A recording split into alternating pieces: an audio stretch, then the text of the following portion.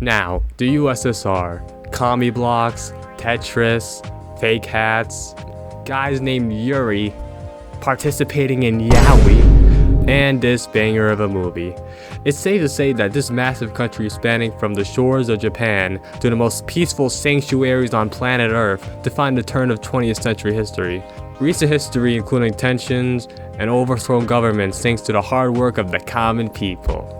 Or our heroes at the CIA. Yes, our heroes. Come on, Latin America, don't be shy, you can cheer for them too. And advancement of tech. Well, you could start a company in a smelly garage with three of your overweight and overworked friends in the West.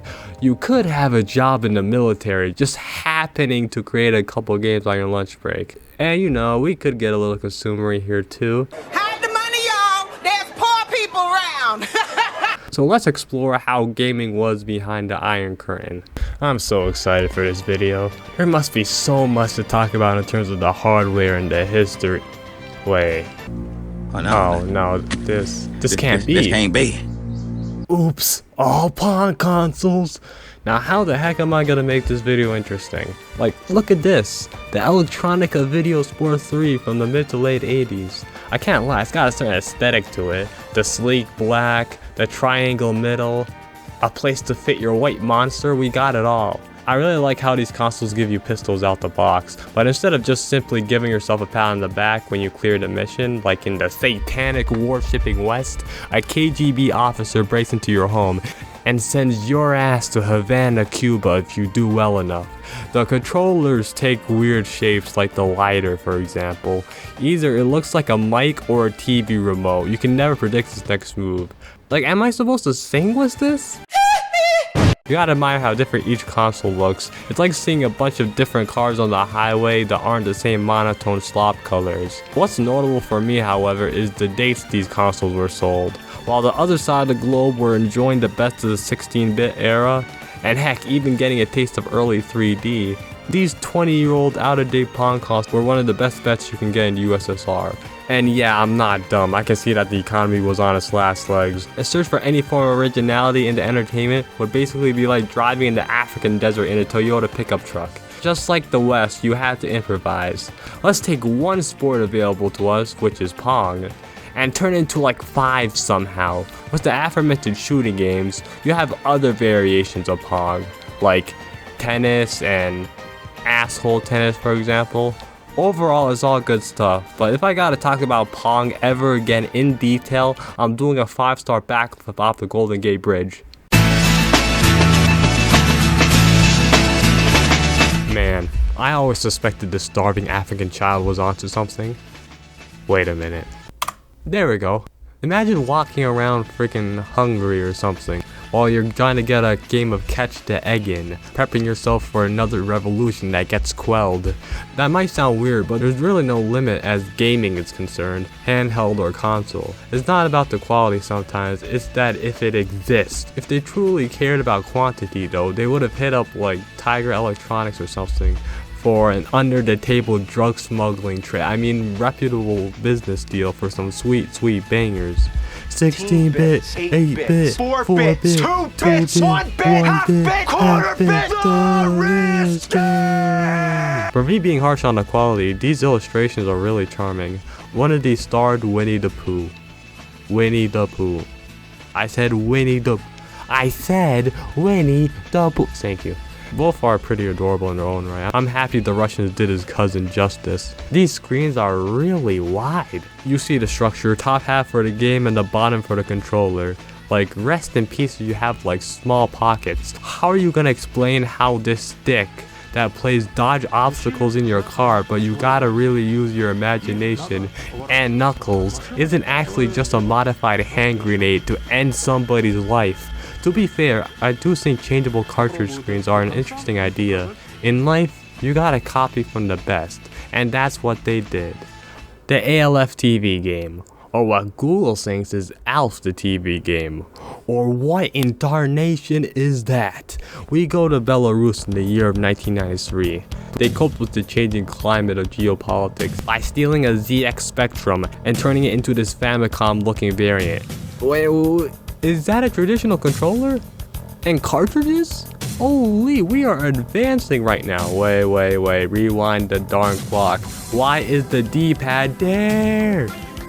There's only 3 cartridges in total. The content takes in the form of these 1,000 games in one, these 100 games in one, these blank amount of games in one that pestered store shelves like a virus in the olden days. We could complain about quality all day, but when you are paid a total of 3 clamshells and a kiss on the cheek for a week's worth, you have no right to complain.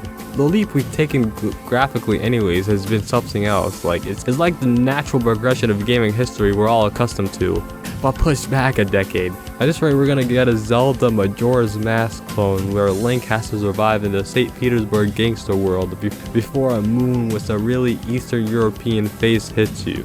Coming to store shelves 2012. Highlights include this game where your Silver Surfers attempt to be Frozone and you're tasked to gun down these space gremlins. This pool game, it's pool. 1v1 me in this anytime, you noob. And this run and gun type deal. I'll tell you this, man, I thought this console would be a hit with, titles and cool graphics like this. Who could possibly resist? But looking deeper into the annals, more like annals of history, apparently it ended up getting curb stomped by the most famous Soviet game console. The name? Dendi. Now for something completely different. The Dendi. And no, this is not an excuse for me to watch No Fuckers again. Hey, this is your friendly neighborhood Russian, Roman here. We started out on Pong consoles, right? And then we hopped over those caveman PCs, and now we have our own NES variant. Obtained by the Russian engineers who took a flight towards China. No, the real China. And successfully asked super kindly for their bootlegs. They came home and now finally Russian kids could finally experience their version of Mario, their own version of Contra, their own Kirby. The whole concept of bootlegs, if you're not familiar, is that you have to make it your own spin on the original game. Putting Batman and GTA San Andreas over CJ, for example. The Dendi probably has the, Mario beating you with hammers.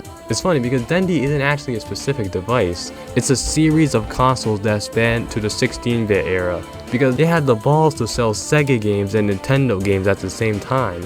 I never knew it was possible to be this shameless. You're playing for both teams at that point. You're playing for both teams, so you make sure you end up on top.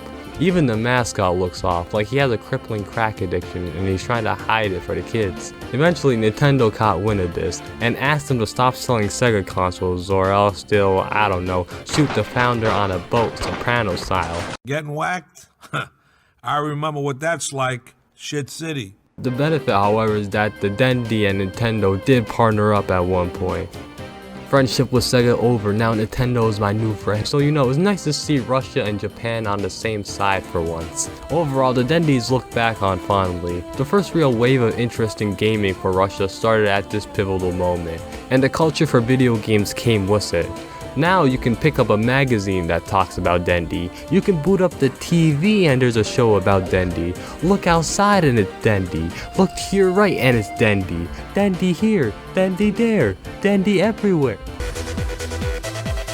Arcades, baby, let's hit the sticks. Bad news though, it's that not many of these are fully arcade machines in the conventional sense. The two types we have are these mechanical cabinets and electromechanical cabinets, populated around places like amusement parks and whatnot. You got your shooters like in the Pong consoles, but you don't gotta use it 100% of your imagination this time like a bum, so it's a grand old time. How it feels to be free from shooting just squares on a screen. Aim down your sights with a rifle or go Top Gun mode in the air, like in this fun looking aircraft title. I got the need for speed. Yow!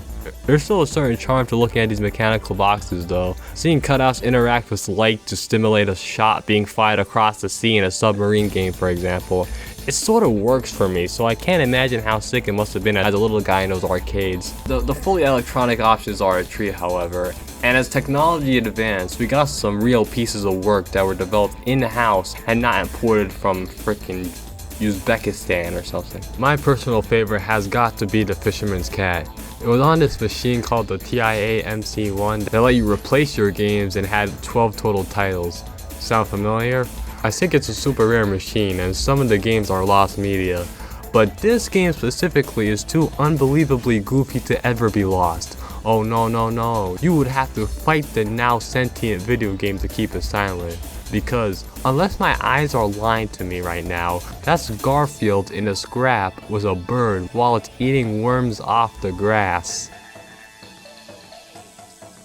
What is going on here? Apparently it's super duper hard and most players never really were able to manage hoarding worms while the animal kingdom stomps on them with a pair of steel toe boots. Your reward for barely escaping with your life is a calm, relaxing fishing session. And it's back to the slobber knocker. Wait, isn't this Dragon Ball? There's only 3 levels in total, so you pretty much have to be ruthless to squeeze every quarter out of little Alexander over there. His dad is breathing down his neck, letting him know that he paid the equivalent of 3 weeks of food to finance this trip. So if he loses, we're never leaving the Siberian slums that we came from. Truly a tragic story. Anyways, this is the greatest game ever, 6 out of 10.